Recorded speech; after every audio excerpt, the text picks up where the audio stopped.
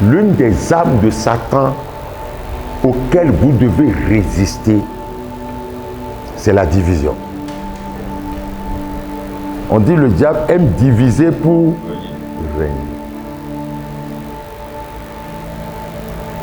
Tous ceux qui ont échoué par la division. Le diable cherche toujours à diviser pour régner. Dieu lui-même utilise cette arme de division pour confondre les gens. C'est une arme, ça marche du côté positif qu'au du côté négatif. Le succès de l'église primitive, la Bible dit la multitude de ceux qui avaient cru n'était qu'un seul cœur et une seule âme. Vous ne pouvez pas, ce n'est pas une affaire d'argent, ce n'est pas une affaire de grand type, petit type, non. Croyez-moi, là où les gens sont unis, ils réussissent toujours ce qu'ils veulent.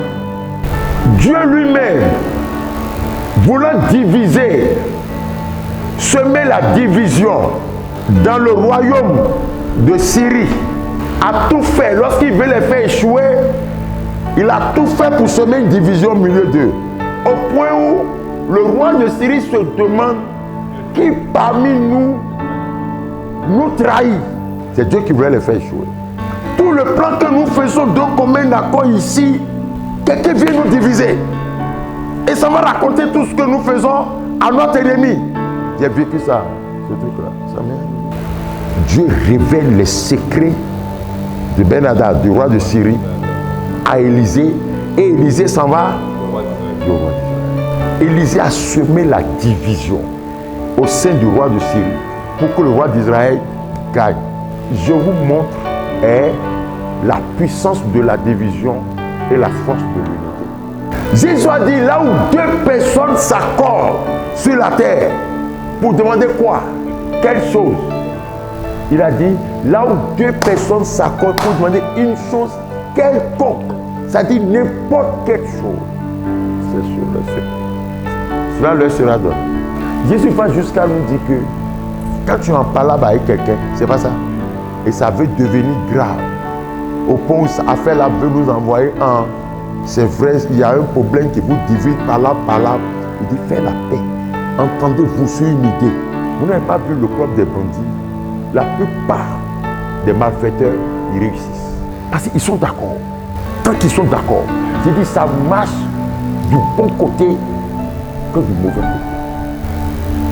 Si Jonathan ne s'était pas levé pour jouer au trait, son père aurait tué. Au point où, lorsque son père a remarqué que c'est son fils Jonathan, il dit, je sais que toi tu es son ami. Il voulait le tuer en même temps. Le moment est arrivé même. Il y a dans le staff de Jésus. Amen. Les 12 n'étaient plus trop crédibles. Parce qu'ils ne comprenaient plus trop ceux qui sont du côté de Judas. Mais il a pu gagner l'unité de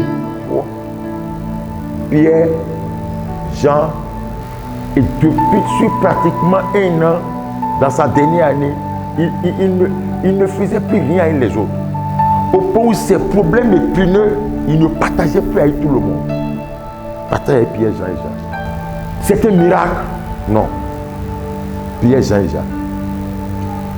Montagne de transfiguration, il doit rencontrer les vieux pères. Moïse et puis Élie, Pierre, Jean et Jacques. Jardin de Gethsémani pour faire une prière critique. Amen. 22-10. Pierre, Jean et Jacques. Et les autres, et les 9 autres. Jésus aimait disciples plus que les autres. Ils aimaient Jean plus que les autres. Les